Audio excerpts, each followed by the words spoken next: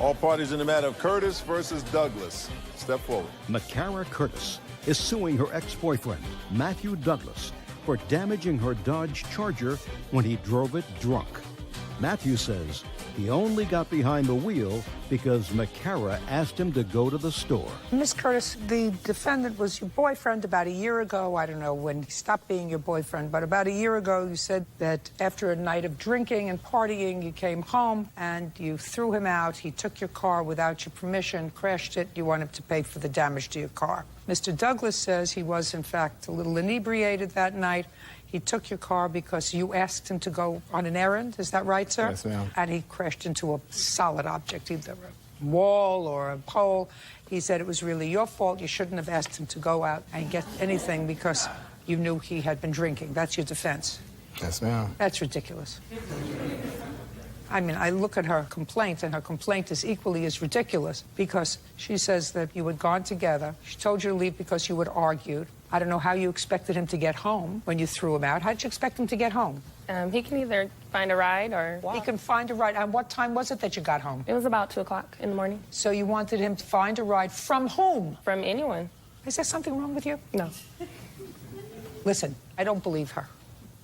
But if I believe your story, sir, that doesn't excuse you getting into a car, knowing that you've been drinking, and driving it. Because somebody tells you to go and do something that's against the law, like getting behind the wheel of a car when you've been drinking, doesn't mean that if you do it, it's their fault. That means it's your fault.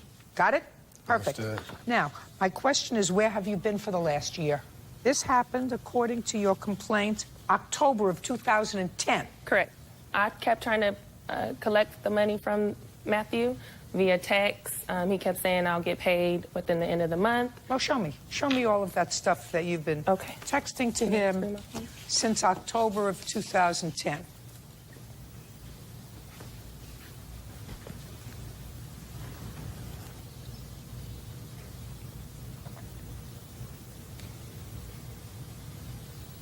Nice.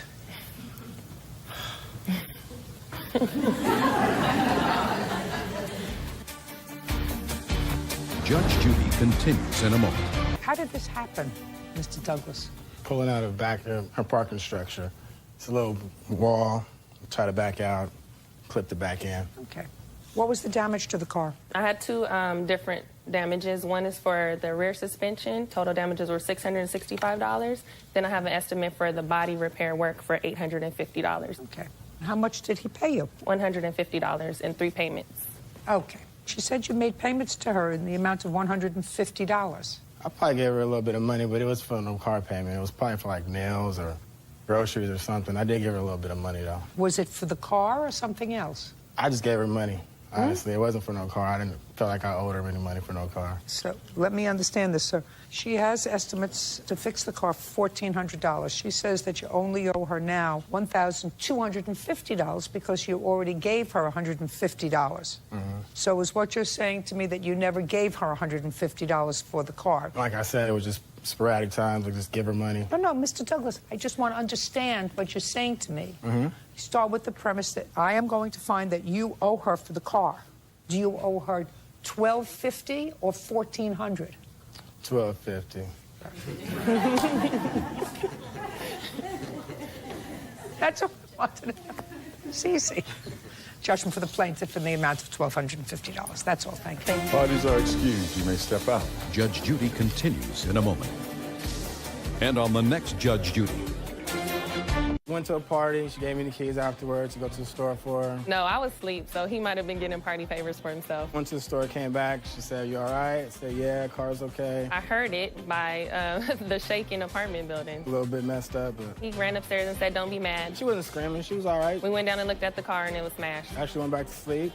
Talked about it in the morning. I didn't talk to him any longer. Never really trusted me from the beginning. He felt like we weren't communicating. He didn't owe me any money. And we see each other in public and we just keep it passing. Keep my car to myself. Don't get behind the wheel and drink. Simple as that.